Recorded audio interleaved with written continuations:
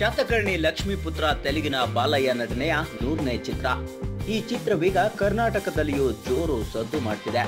ಬಾಲಯ್ಯ ಚಿತ್ರವೊಂದಕ್ಕೆ ಹಿಂದೆಂದೂ ಸಿಗದ ಬೆಲೆ ಈ ಚಿತ್ರದ ಮೂಲಕ ಸಿಗ್ತಿದೆ. ಅಷ್ಟಕ್ಕೂ ತೆಲುಗು ಚಿತ್ರಕ್ಕೆ ಈ ಪಾರ್ಟಿ ಡಿಮ್ಯಾಂಡ್ ಯಾಕಪ್ಪ ಅಂತೀರಾ? ಅದಕ್ಕೆ ಕಾರಣ ನಮ್ಮ ಜೋಗಯ್ಯ. ಹೌದು, ಶಾತಕರ್ಣಿಯಲ್ಲಿ ನಮ್ಮ ರಾಜಣ್ಣರ ಪುತ್ರ ಶಿವರಾಜ್ ಕುಮಾರ್ ವಿಶೇಷ ಪಾತ್ರದಲ್ಲಿ ಕಾಣಿಸಿಕೊಂಡಿದ್ದಾರೆ. ಅಂದ ಹಾಗೆ 100ರ ಸರ್ದಾರ್ನಿಗೆ ಇದು ಮೊದಲ ತೆಲುಗು ಚಿತ್ರ.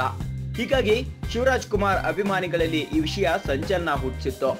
ಇದೇ ಕಾರಣಕ್ಕೆ ಕರ್ನಾಟಕದಲ್ಲಿ ಶಾತಕರ್ಣಿ ಮೇಲೆ ಭಾರಿ ಮಟ್ಟದಲ್ಲಿ ಕ್ರೇಜ್ ಕ್ರಿಯೇಟ್ ಆಗಿದೆಯಂತೆ. ಹೀಗಾಗಿ ಗೋಕುಲ್ ಫಿಲಮ್ಸ್ ನವರು ಶಾತಕರ್ಣಿಗೆ ದಾಖಲೆ ಬೆಲೆ ಕೊಟ್ಟು ವಿತರಣೆ ಹಕ್ಕು ತಂದಿದ್ದಾರೆ. ಅಲ್ಲಿಗೆ 50 ದಾಟಿರೋ ಚಿರಯುವಕ ಶಿವಣ್ಣ ತೆಲುಗು ಸಿನಿಮಾದ ಮೂಲಕವೂ ದಾಖಲೆ ಬರೆದಿದ್ದಾರೆ ಅಂದ್ರೆ ತಪ್ಪಾಗ್ಲಾರ್ದು.